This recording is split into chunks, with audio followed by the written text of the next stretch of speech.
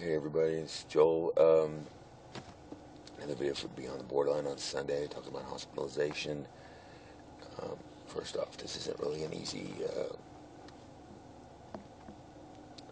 thing for me to speak about, but you know, it's a good area to ask about. So, um, my first hospitalization was when I was 16.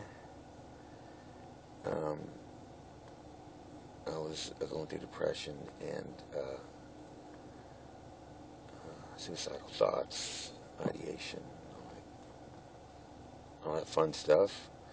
Um, had some childhood abuse going on, and it's a little side note to that. You hear about that all the time with borderlines. You know that a lot of them have a history of sexual or physical abuse in their childhood, and it's one of the things that kind of bring it along, and that was true in my case as well.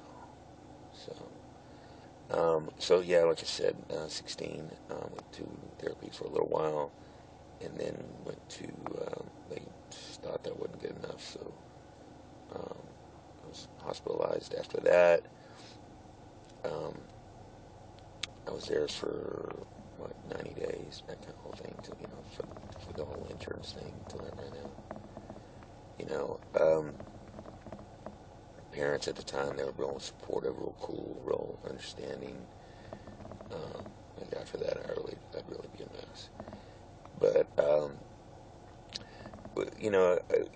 You go in there and you do your therapy and that kind of thing, and then when you're not doing that, you have downtime, and you go to like art class, and these different classes you go to and stuff like that. But I met some good people in there. I had some really good friends when I was in there. Um, I was put in isolation a couple of times. Um, I was on suicide watch a couple of times. But on the whole, I mean, it was okay. I didn't really get much resolved. Maybe if I would have stayed longer, I probably would have. But after that, I went to did outpatient therapy, and then I was always switching all the time. Mentally, with the whole identity disturbance thing going on.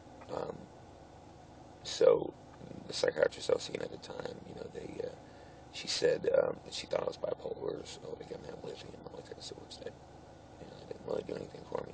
It wasn't until years later that when I went to a different psychiatrist that they made the borderline diagnosis.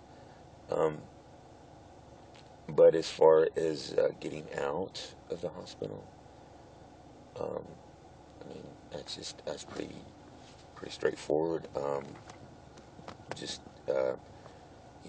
if you're going to be in there a while, you know, try to listen to your therapist and go to your therapy and try to have some kind of level of understanding of what issues you're going through and the best way to manage them and to